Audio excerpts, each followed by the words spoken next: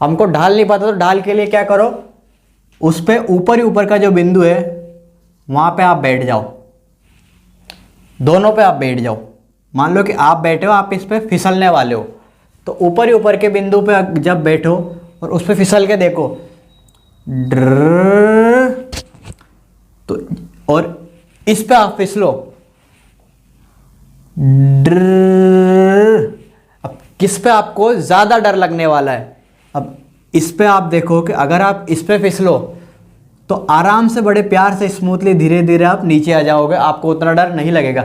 लेकिन अगर आप इस पे बैठे जो थोड़ा रेखा ऊपर की ओर झुकी हुई है या रेखा सीधी है, तो इस पे जैसे आप फिसलोगे तो एकदम से नीचे आओगे तो आपको डर ज़्यादा लगेगा।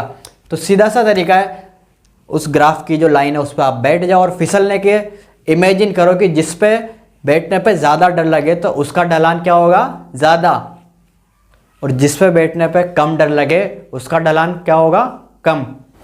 Good morning everyone, Jayashree academy में मैं देवांश चौहान एक बार फिर से आपका स्वागत करता हूं। तो आज हम हमारे टॉपिक गति को थोड़ा आगे बढ़ाते हुए गति के ग्राफ के बारे में जानेंगे कि गति के इस ग्राफ को किस तरीके से हम बना सकते हैं, किस किस तरीके से उसको दर्शा सकते हैं और किस किस तरीके से ग्राफ से हम गति के प्रकारों को समझ सकते हैं। तो वीडियो में एंड तक बने रहें। गति से संबंधित ग्राफ जानने से पहले हम ये जानेंगे कि ग्राफ क्या होता है।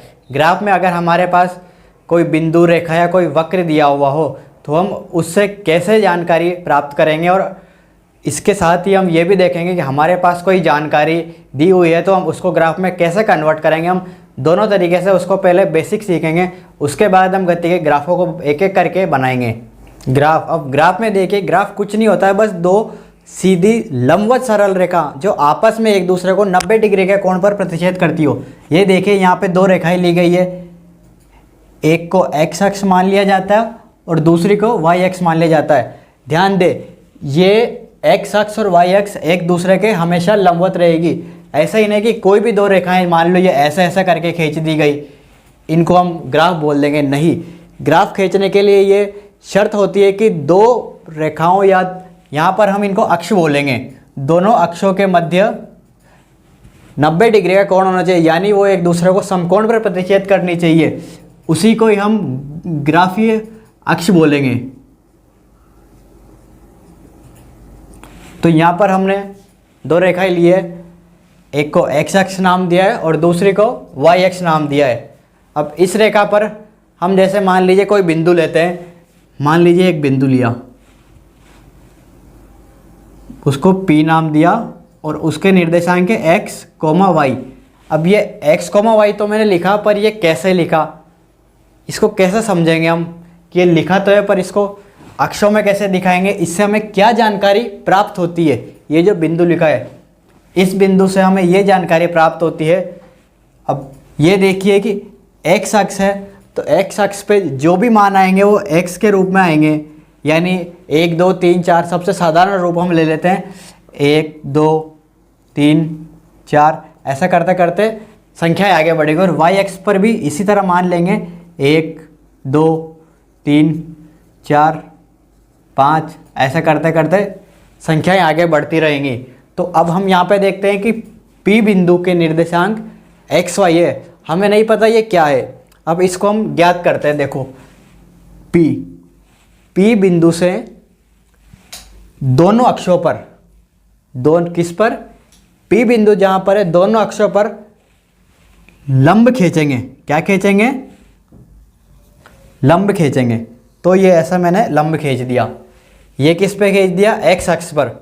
अब x अक्ष पर लंब खींच दिया और इसी प्रकार हम y अक्ष पर भी लंब खींचेंगे। लंब कहाँ से खींचेंगे, P बिंदु जहाँ पर हमें दिया हुआ है एक लंब x अक्ष पर खींचेंगे और एक लंब y अक्ष पर खींचेंगे। अब ये देखेंगे कि जो लंब हमने खींचा है वो y अक्ष को किस बिंदु पर काट रहा है। तो यहाँ पे हमारे पास जो बिंदु है ये x अक्ष को x बराबर 5 पे काट रहा है, और ये जो y अक्ष को ये बिंदु काट रहा है वो किस जगह काट रहा है, y बराबर 6 पर। तो इससे हम क्या देखेंगे कि यहाँ पे जो ये x y के मान है वो क्या हो जाएंगे, P, यहाँ पे x बराबर मान हमारे पास आया 5 और y बराबर मान हमारे पास आया 6। तो इससे हमें ये पता लगा कि जो ये P बिंदु का मान है, या फिर ऐसा कहो इसके निर्देशांक के एक अच्छे शब्द का हम प्रयोग करें, बिंदु के मान की जगह P बिंदु के जो निर्देशांक हमारे पास है वो 5,6 है। क्या है इसके निर्देशांक? 5,6। इसी तरीके से हम किसी भी अक्ष पर कहीं भी कोई बिंदु दिया जाए, P की जगह Q मान लिया, x1 y1 ऐसा कुछ दिया जाए, तो इसी प्रकार हम दोनों अक्षों पर परस्पर लंब खींच के उनके मान निकाल के उस बिंदु के निर्देशांक ज्ञात कर लेंगे। तो आइए इसके बाद हम रेखा को समझेंगे। तो बिंदु के बाद हम पढ़ते हैं ग्राफ में रेखा को कैसे प्रदर्शित करते हैं। रेखा को अब आप अगर थोड़ा सा सोचें टेक्निकली, तो रेखा कुछ नहीं है, बिंदुओं का ही एक समुच्चय होती है। जैसे मान लो ये बिंदु है, ये कोई बिंदु है और ये कोई बिंदु है अलग, इसके बीच में ये रेखा है। रेखा कैसे बनी? मैंने बहुत सारे ऐसे छोटे बिंदु को ऐसे करते यहाँ से यहाँ तक बहुत सारे छोटे बिंदुओं को लेके उनको मिला दिया, तो क्या बन गई हमारे पास? रेखा। तो इस बात को हमेशा ध्यान रखना, रेखा भी एक बिंदुओं का ही समूह होती है। तो अब आइए रेखा को ग्राफ में कैसे प्रदर्शित करते हैं। रेखा का सबसे सरल रूप जो हमें याद करना है वो क्या होता है? y बराबर mx प्लस c। अब रेखा में ऐसा देखा जाता है कि हम x के निर्देशांक बदलेंगे, x के मानों को बदलेंगे, और x के मानों को बदलने के साथ y के मान किस तरीके से बदलते हैं, यही हमें ग्राफ में रेखा के हिसाब से पता लगता है कि x के मान लीजिए 1 2 3 4 5 ऐसा करके x के मान को बदलते जाते, कहीं से भी कोई सा भी मान लीजिए, और उसके साथ हमें y के मान मिलाने हैं कि x के मान लेने पर y के मान किस तरीके से बदलते हैं। 1 2 3 4 5 ऐसा करते x के मान लेते जाएंगे।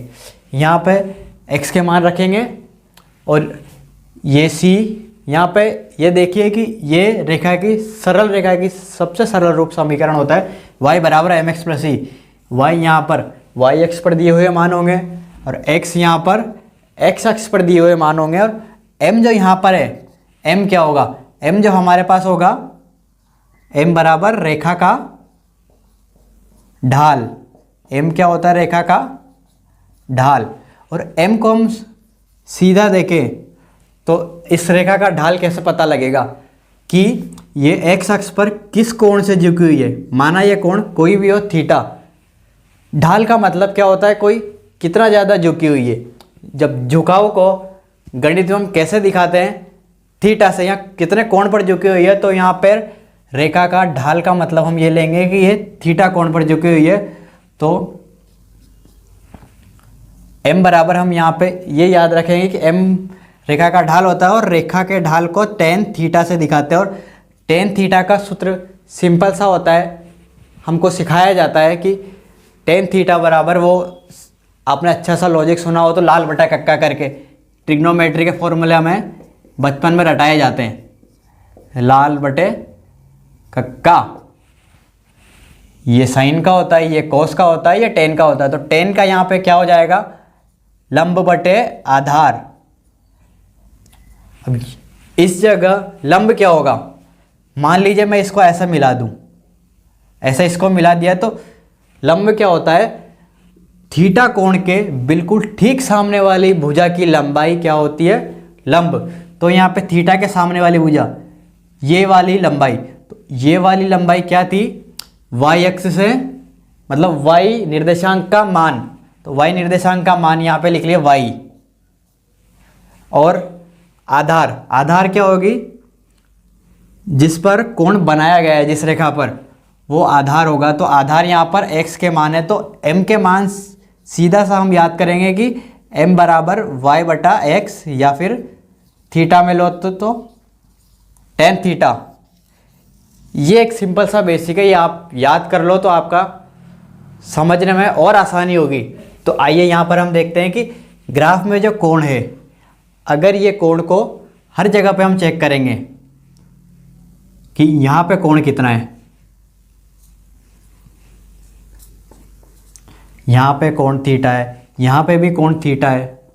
ऐसा करते करते अगर सभी जगह कोण समान पाया जाता है क्या सभी जगह कोण समान पाया जाता है, तो इसका मतलब क्या होगा कि रेखा पर ढाल सभी जगह समान है। अब ढाल सभी जगह समान है, इसका मतलब क्या होता है कि x के सापेक्ष y का मान समान रूप से बढ़ रहा है। कैसे बढ़ रहा है? समान रूप से, यानी इसके परिवर्तन की दर बिल्कुल नियत है। अब इसी की जगह एक एक्स्ट्रा ग्राफ हम मान लो यहाँ ले कि जैसे ये ग्राफ यहाँ से ऐसे गया, इसके बाद ही थोड़ा कुछ अलग ढाल के साथ आगे बढ़ा। ये एक्स अक्ष है, ये वाई अक्ष है। हमने यहाँ पे कोण थीटा लिया, यहाँ पे थोड़ा आगे जाने के बाद भी कोण थीटा है। लेकिन जैसे थोड़ा और आगे जाएं, मतलब अगर ढाल समान है तो हर बिंदु पर ढाल समान होगा। रेखा का मतलब क्या होता है? रेखा ही हर प्रत्येक बिंदुओं का समुच्चय होती है। तो अगर ढाल समान है तो प्रत्येक बिंदु पर होना चाहिए, तभी हम उसको समान ढाल बोलेंगे। और अगर एक भी बिंदु हमें ऐसा मिल जाए जिस पर ढाल, कोण या थीटा का मान हमको अलग मिल जाए, तो उसको समान दर से परिवर्तित हुआ ग्राफ नहीं मानेंगे। तो जैसे हमने यहाँ पे ग्राफ थीटा, यहाँ पे ग्राफ थीटा का थीटा ढाल है, और जैसे ही हमने थोड़ा आगे जाके चेंज किया तो यहाँ पे ये थीटा के इक्वल नहीं देखा, मतलब ग्राफ का ढाल परिवर्तित हुआ।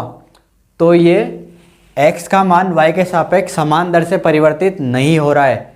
इसके बाद हम देखते हैं कि दो सरल रेखा ग्राफ में दी हुई है, हम उनकी तुलना कैसे करेंगे। या फिर हमसे कोई प्रश्न में पूछे कि ग्राफ का ढाल बताइए किस में ज़्यादा है और किस में कम है, तो इसका एक बहुत सिंपल तरीका मैं आपको बताता हूँ। दोनों ग्राफ को ठीक से ऑब्जर्व करो। एक में अलग एंगल दिया है, दूसरे में अलग एंगल दिया है, लेकिन हमें पता नहीं है कौन सा कम है कौन सा ज़्यादा है। तो इसका सिंपल सा एक तरीका है कि गार्डन वगैरह कहीं झूले चक्री में आप झूले हो तो एक फिसल पट्टी होती है जिसमें ऊपर से ऐसे फिसल के नीचे आते हैं। मैं तो हाड़ौती क्षेत्र से बिलोंग करता हूँ, तो हमारे यहाँ उसको रसकनी बोलते हैं। तो उस रसकनी पे रसकने लग जाओ। कैसे? बैठ जाओ। हमको ढाल नहीं पता तो ढाल के लिए क्या करो, उस पे ऊपर ही ऊपर का जो बिंदु है वहाँ पे आप बैठ जाओ, दोनों पे आप बैठ जाओ। मान लो कि आप बैठे हो, आप इस पे फिसलने वाले हो, तो ऊपर ही ऊपर के बिंदु पे जब बैठो और उस पे फिसल के देखो, तो और इस पे आप फिसलो, अब किस पे आपको ज़्यादा डर लगने वाला है? अब इस पे आप देखो कि अगर आप इस पे फिसलो तो आराम से बड़े प्यार से स्मूथली धीरे धीरे आप नीचे आ जाओगे, आपको उतना डर नहीं लगेगा। लेकिन अगर आप इस पे बैठे जो थोड़ा रेखा ऊपर की ओर झुकी हुई है या रेखा सीधी है, तो इस पे जैसे आप फिसलोगे तो एकदम से नीचे आओगे, तो आपको डर ज़्यादा लगेगा। तो सीधा सा तरीका है, उस ग्राफ की जो लाइन है उस पर आप बैठ जाओ और फिसलने के इमेजिन करो कि जिस पे बैठने पे ज़्यादा डर लगे तो उसका ढलान क्या होगा? ज़्यादा। और जिस पे बैठने पे कम डर लगे उसका ढलान क्या होगा? कम। तो ग्राफ का जो बेसिक होता है हमने लगभग सीख लिया है। अब हम इन ग्राफों की जो इन्फॉर्मेशन है उसका प्रयोग गति के प्रकारों में, या गति के जो डाटा हमारे पास दिए हुए हैं, दूरी, विस्थापन, वेग, समय, त्वरण, इन सब के साथ ग्राफ को पढ़ना और समझना सीखेंगे। इन सब टॉपिक को मैंने पिछली वीडियो में अच्छे से डिटेल से एक्सप्लेन किया हुआ है।